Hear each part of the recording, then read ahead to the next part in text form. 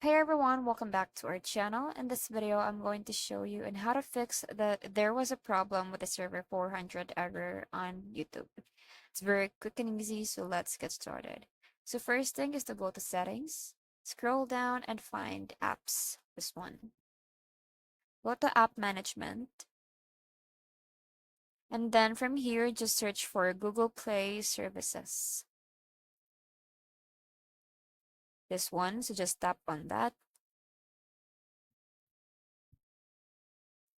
After that, go to storage usage and just clear cache or go to manage space. Just clear the unnecessary data.